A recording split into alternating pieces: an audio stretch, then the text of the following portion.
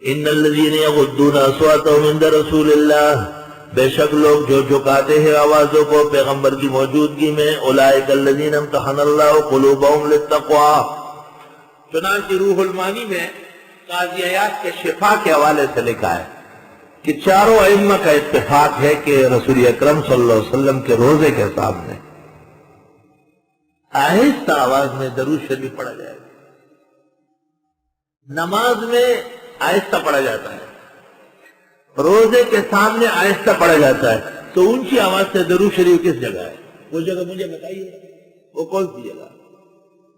بریلویوں کا نہ تخت ہے نہ فوق، نہ اصل ہے نہ فرع ہے۔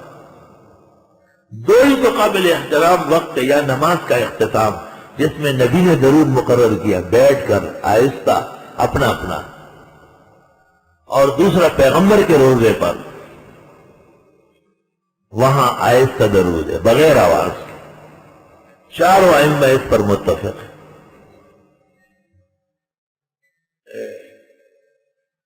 آیت سے امام مالک نے استدلال کیا تھا کہ درس حدیث بھی مجلس الرسول ہے اور کوئی شخص بغیر ضرورت کی آواز نہ اٹھائے۔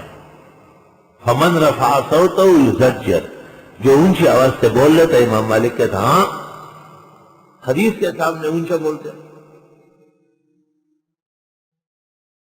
ان الذین یغضون اصواتهم عند رسول اللہ، بے شک جو لوگ جھکاتے آوازوں کو اللہ کے رسول کے ہوتے ہوئے، اولئک الذین، یہ وہ لوگ ہیں، امتحن اللہ قلوبہم، کیا امتحان لیا اللہ نے ان کے دلوں کا تقوی کے لیے۔ امتحان کون لیتا ہے؟ اللہ تعالیٰ۔ اتنا ضروری ہے امتحان۔ اور امتحان دینے والے کون ہیں؟ صحابہ۔ اور جگہ کون سی ہے؟ صحابہ کے دل۔ مضمون کون سا ہے؟ تقوی۔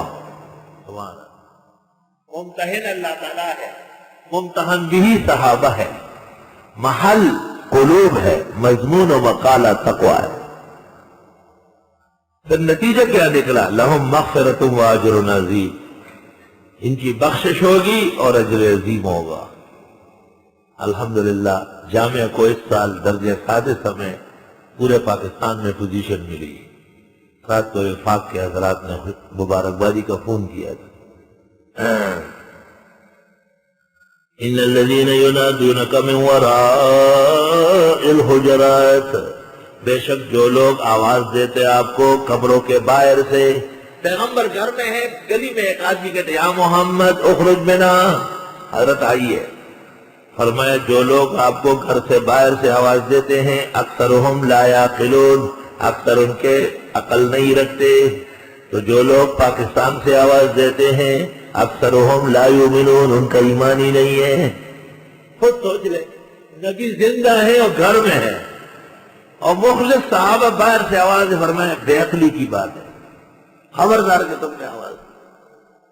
تو جب نبی فوت ہو چکے ہیں، قبر میں مدفون ہے، مدینہ منورہ میں ہے، اور یہاں سے کہتے ہیں مصطفیٰ جان رحمت پہ لاکھوں سلام، اور یا رسول اللہ اور یا نبی اللہ، اکثرہم لا یؤمنون، ان کا ایمان نہیں ہے۔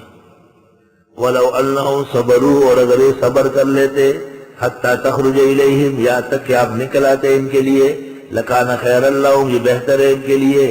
علماء نے استدلال کیا کہ جہاں تک ہو سکے اپنے شیخ و استاذ کو بھی دروازے پر دستک نہ دیں، انتظار کریں۔